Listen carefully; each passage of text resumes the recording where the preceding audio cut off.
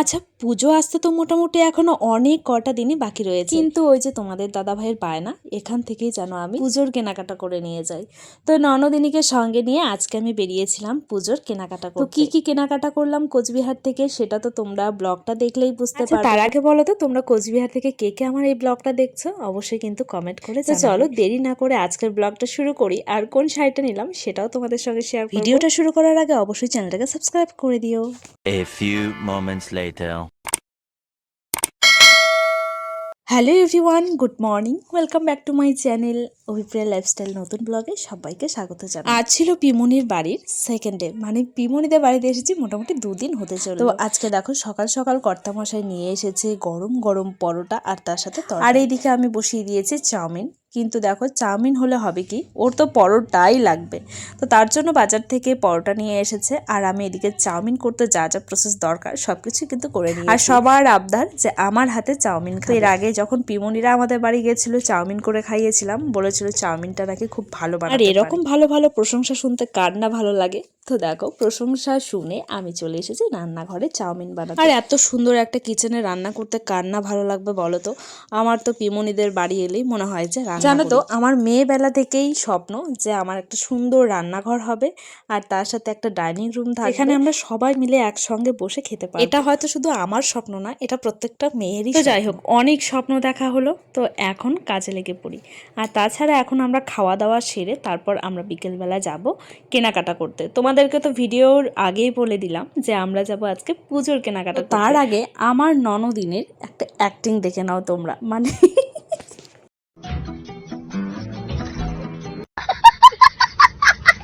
আমার এই ছোট্ট ননদিনীটা দেখতে অনেকটা বড় হলেও ও কিন্তু এখনো অনেকটাই ছোট। না এখানে হয়তো অনেকেই বলবে যে না না দেখতে তো অনেকটাই বড়। হ্যাঁ, তোমাদের কাছে বড় হলেও আমাদের কাছে এখনো অনেকটাই ছোট আছে। তো যাই হোক, এদিকে দাদা আর বোন দুজনে মিলে বসে পড়েছে খেতে, আর বোন এখন যাবে পড়তে।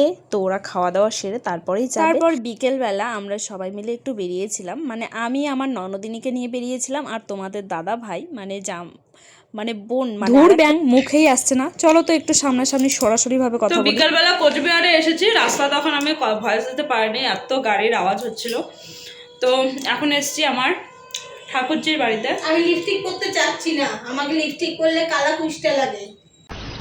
मस्त जोक मारा रे ये हंस रे हलकट हंस না ভালো লাগছে, নায়িকা লাগছে গাইস।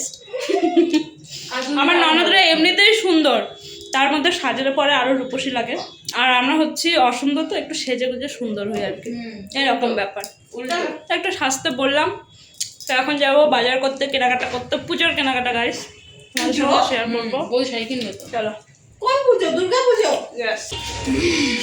বড়লোক মানুষ গাইস নিজেরা এই যে রং করা ছাড়াও সিঁড়িতে আছে, তারপরে কি বসায়নি, টাইলস বসায়নি, ঠিক আছে, নিজের টাইলস এসতে থাকে। হ্যাঁ, আর হচ্ছে গেস্টরা মানে যেটা ভাড়া দেয় হোটেল, সেটা খুব সুন্দর করে। চলো দেখাই।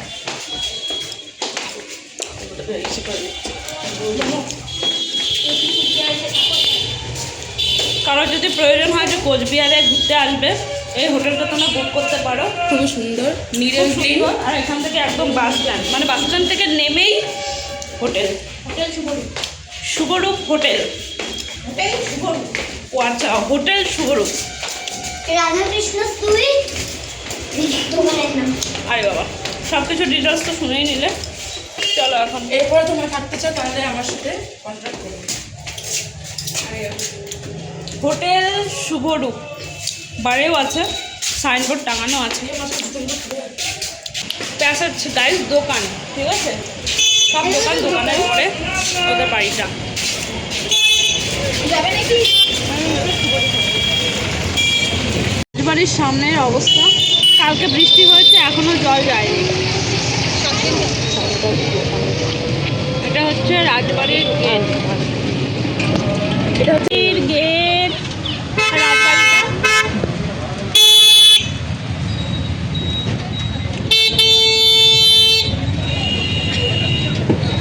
দেখা দু একটা গার্লফ্রেন্ড বয়ফ্রেন্ডের ধরা পড়তে পারে ক্যামেরা, তাই বসে বসে আড্ডা দেবে। একবার এসেছিলাম রাজবাড়ির সামনে বসে থাকতে খুব ভালো লাগে।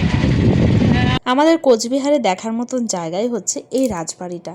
এই রাজবাড়িটা বহু দিনের রাজার মানে প্রাসাদ, মানে ভাবা যায় এত বড় একটা মহল ছিল।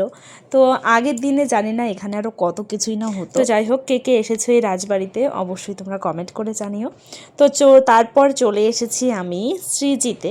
তো এখান থেকে শাড়ি নেব, বাইরে থেকে শাড়িগুলো এত ভালো লাগছিল দেখতে। তো ভেতরে যাব, আর আজকে আমার ননদিনও একটা শাড়ি নেবে, মানে চেঞ্জ করবে, এর আগে নিয়ে গেছিলো। তো তারপর সেটা আবার ফেরত দিতে এসেছে, একটুখানি সমস্যা হয়েছিল ওই জন্য। তো যেহেতু শাড়ির ঘরটা আছে দ্বিতীয় ঘরে, আর এখানে দেখেছো কত ধরনের লেহেঙ্গা, মানে লেহেঙ্গাগুলো দেখে না মানে জাস্ট ওয়াও, মানে আমার মনে হচ্ছিলো একটা লেহেঙ্গা নেই, কিন্তু লেহেঙ্গা তো আমাকে ভালো লাগে। আর এখানে দেখো লিফটের মধ্যে আমরা কীরকম একটু ইয়ার্কি ঠাট্টা করা হচ্ছিল। তো যাই হোক, দেখতে দেখতে কিন্তু আমরা চলে এসেছি শ্রীজির শাড়ি ঘরে। তো দেখো দোতলা কিন্তু পুরো শাড়ির মহল। আর আমার বিয়ের কেনাকাটা আমরা কিন্তু এই শ্রীজি থেকেই নিয়েছিলাম। তো সেই সময় না আমার এত ভালো লেগেছিল, মানে প্রত্যেকটা কালেকশনেই, তো তার জন্য আবার এসেছি। কিন্তু দেখো পুরোপুরি মানে কিছুটা জায়গা ফাঁকা, মানে এখনও পর্যন্ত মানে পুজোর শাড়ি ঢোকেনি। তো তবুও এসেছি নিতে। তোমাদের দাদা ভাইয়ের কথা, এখান থেকেই শাড়ি নাও, তোমার নবদ্বীপের শাড়ি পছন্দ হয় না, ঠিক আছে। তো আমি নবদ্বীপ থেকে যে কটাই শাড়ি নিয়েছি সে কটাই আমি পরিনি, ভালোভাবে পরতে ইচ্ছা করে না। তো যার জন্য তোমাদের দাদা ভাইয়ের ইচ্ছা যে আমি যেন এখান থেকেই শাড়ি নিয়ে যাই। তো এইদিকে ননদিনেও শাড়ি দেখছিল, তো ননদিনেও একটা শাড়ি নেবে, যেহেতু ওরা কালকে যাবে দার্জিলিং। আর দার্জিলিং যাওয়ার জন্য কিন্তু ওরাও শপিং করতে এসছে আমার সঙ্গে। তো এখানে দেখো এই শাড়িটা একটু পছন্দ হয়েছিল, কিন্তু এই শাড়িটা তো নিতে পারলাম না, কারণ মানে কপাল খারাপ থাকলে যা হয়। 6টা শাড়ি দেখা হয়েছে, একই সেম ডিজাইন সেম কালেকশন দেখিয়েছে আমাকে, কিন্তু প্রত্যেকটা শাড়ির মধ্যে কিছু না কিছু খুঁত ছিলই, মানে দাগ লেগে যাচ্ছিল, মানে দাগটাই বেশি ছিল। তো তারপর এই শাড়িটা নেওয়া হয়নি। তো তারপর দেখো এদিকে আরও দুটো শাড়ি দেখলাম, যেহেতু আমি দুটো শাড়ি নেব। আর এই শাড়িগুলো তোমাদের দাদাভাই খুব একটা পছন্দ করে না, কিন্তু আমার ভীষণ পছন্দ এই শাড়িগুলো।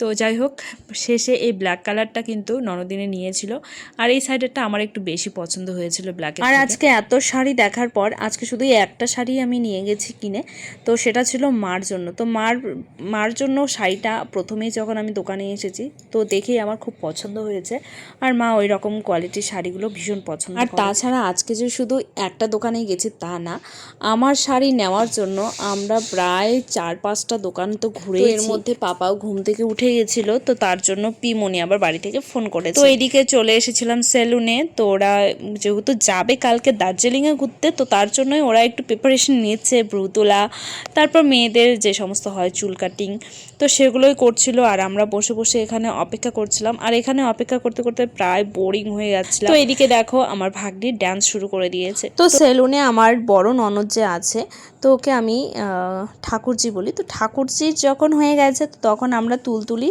ও ঠাকুরজি আর আমি 3 জনে মিলে বেরিয়ে গেছি। আর মৌমিতাকে রেখে গেছিলাম, কারণ মৌমিতার ব্রু প্লাক করার কথা ছিল, মানে করছিল। তো সেখানে আরও অনেকটা সময় বসে থাকতে হতো, তো তার জন্য তুলতুলির জন্য এখানে আমরা এসেছি জুতো নিতে। তো শুধু তুলতুলি জুতো নেবে না, ওর মা জুতো নেবে, মানে ননদিনীও জুতো নেবে। তো যাই হোক, এইদিকে জুতো নেওয়া মোটামুটি হয়ে গেছে, যেটা পছন্দ তো সেটাই দেখছিল, একটু ছোট বড় সেটাই দেখে নিচ্ছিল। আসলে ওদের দার্জিলিং যাওয়ার মানে প্রোগ্রামটা হঠাৎ করে হয়ে গেছিলো, তো তার জন্য মেয়েদের তো কেনাকাটা থাকবে যতই ঘরে থাক না কেন। আমিও যখন আসি তখন আমারও কিন্তু প্রচুর কেনাকাটা হয়ে যায়। তারপর দেখো কেনাকাটা করা কমপ্লিট করে আমরা গেছিলাম ননদিনীর বাড়িতে। আমি সেরকম আর ভিডিও করিনি, কারণ পাপার জন্য খুব টেনশন হচ্ছিল। আর যেতে যেতে প্রায় আমাদের রাত 8টা বেজে গেছে। আর যাওয়ার পথে দেখো কোচবিহার মানে শহরের গেটটা এত সুন্দর লাগছিল রাতের লাইটিংয়ে, তো আমার তো দেখে ভীষণই ভালো লেগেছিল। তো যাই হোক, তোমাদের কেমন লাগলো ব্লগটা অবশ্যই জানিও। টাটা, দেখা হচ্ছে নেক্সট ভিডিওতে।